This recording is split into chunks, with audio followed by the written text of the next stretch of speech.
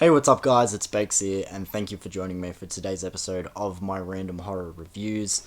First of all, happy Friday the 13th. Today actually is Friday the 13th, so keeping the tradition that I started on my channel last year by reviewing a film from the iconic slasher franchise every time this date comes around, here I have 1981's Friday the 13th Part 2.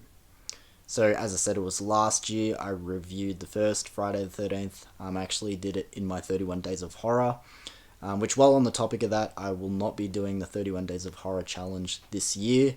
I'm not sure if anyone was sort of hoping that I would be doing it this year or sort of anticipating it, but I just don't have enough time this year, guys, so maybe next year, but as I said, just don't have enough time on my hands this year to do the 31 days. But I'll be making it a pattern, returning to the next movie in the franchise every time Friday the 13th comes around, which is something I've always done anyways, like even before I had a YouTube channel. Every time Friday the 13th came around, I just watched the next one in the franchise, and that's normally how I cycled through the films, or unless I just felt like watching one of them, but I feel like it's just common sense, on Friday the 13th, you watch Friday the 13th, in December you watch a Christmas horror movie. In October, you watch a Halloween horror movie. Like I said, it's just no different. It's just common sense. That's what you do on Friday the 13th. I actually don't know how common a Friday the 13th is. Is it annual? Can you get more than one a year? Like, do they normally fall around the same time on the calendar? I actually really don't know. But getting back to the point, we'll first move into the plot for Friday the 13th Part 2, one of my favourite installments in the franchise. So, a camp is opening up by the now off-limits Camp Crystal Lake / Camp Blood, whatever you want to call it. And a fresh new bunch of counselors have shown up to begin their training, but that means just more so sex, mucking around than actually training. But the legend of Jason Voorhees, whose story haunts the camp, might be more than a myth, and that's pretty much the story we have in this one. So let's get into my thoughts of Friday the 13th Part 2 from 1981. So this movie opens like all of the entries in the franchise do, with flashbacks of the previous film's events, which is something that I've never really cared for nor disliked. To be honest, I'm just very neutral on it.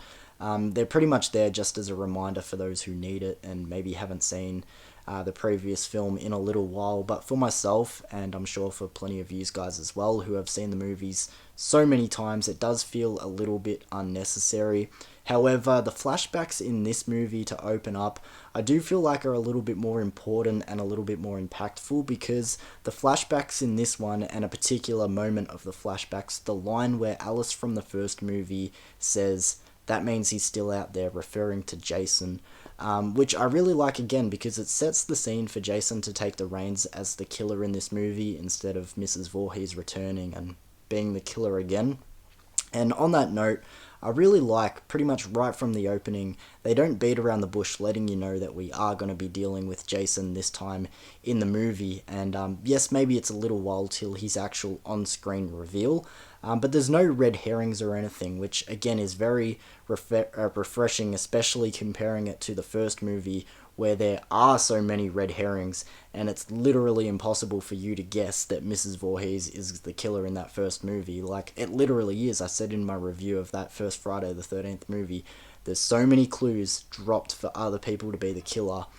Mrs. Voorhees just shows up. She was never really mentioned. I think there's one line about the cook is still yet to come, but it's just a very throwaway line. She literally just shows up and it's revealed that she's the killer, and she has all that exposition and everything. But in this one, they keep it pretty black and white that we're going to be dealing with Jason, and I find that to be very refreshing, and I don't know, just suits the mood of this movie very well also. Staying on the topic of Jason, like I said, they don't piss fart around making you aware that we will be dealing with Jason this time around as the killer in the movie, and I also really like how it's incorporated into the story. He's this legend of the area, he's the ghost story around the fire. And then as the movie's going, it starts to become a question. Is he more than a legend? Is he more than a story? And with that, it really builds up the intensity and the hype to finally have his on-screen reveal in this movie, and it's really fucking cool. Again, it's not quite the version that he's most well known for with the hockey mask and everything, because in this movie we have Sackhead Jason. He has lots of different names. I call him Sackhead Jason. I hear people call him Baghead Jason, Potato Sack Jason, whatever you call him. I know him as Sackhead. Which I still feel is an underrated version of his character. I kind of actually like that look. I'll still prefer the hockey mask, but I think it's underrated. But I also think it's funny with these earlier installments how Jason still is very much, well, he's not human, but human-like, and he can still get hurt and so on. Like, in this movie, you'll literally see people just throw a punch and he gets rattled and whatever. In later installments, he's getting shot with bullets and he's blasting through walls and whatever. Like, to really, like, explain it, like, in this one, he's treated more like what he is at this point, you know, a man who grew up in the woods with a childlike mind seeking revenge for the death of his mother. Later in the franchise, he's pretty much more so a machine, just this entity that's unstoppable and whatever. But, you know, going back to these earlier films, I do like the charm of him being just a little bit more human-like. And on speaking about, you know, what he can take and everything, I really like how they defeat Jason in this movie. Well, it's Jason, so no one can actually defeat him, but I really like the ending to this movie. Jenny dressing up in the sweater, the mother's talking to you line, it's just so iconic and definitely one of the stronger finishes to one of the films in the franchise. So in this movie, it's maybe not the most iconic lineup of actors and characters that we've had in the franchise. I'll definitely give that mantle to probably Part 4 with Crispin Glover and Corey Feldman and so on, but I'm still a very big fan of the characters that we do get in this movie. They're all a lot of fun. There's a lot of good dynamics and relationships spread out. Watching these earlier Friday the 13th in particular always makes me want to become a summer camp counselor, which you would think would kind of do the opposite because of all the fucking killings and whatever, but it always just looks like so much fun, you know, meeting new people, a break from the grind and technology, got the activities of the camp, you've got the girls, it just all seems really cool. Obviously having these movies be from the 80s as well also just impacts that vibe as well. Summer camps are a thing here in Australia, but they're not even close to as common or as popular as what they seem to be in the States. Most of the time, if you go to a summer camp here in Australia, it's through school, like you normally do it from like grade 3 to like halfway through high school or whatever, or you just go camping, which is obviously very different vibe to a summer camp or whatever, but it's not really the same here in Australia. But back to the film, again, these early entries in particular really capture the fun camp feels that make these movies so iconic around camp-based slashers. So wrapping up my thoughts of this movie, this one's always been at least top 3 in the franchise for myself. I mean, you just can't go wrong with any of the first 4 movies in the franchise, in my opinion. The rest from there on are a little bit more hit and miss. Don't get me wrong, there still are lots of good entries past Part 4, but the original 4 are just so fucking good. But getting back to Part 2, the reasons that I brought up before, you got underrated Sackhead Jason, the first film in the franchise where Jason actually is the killer, which is pretty cool.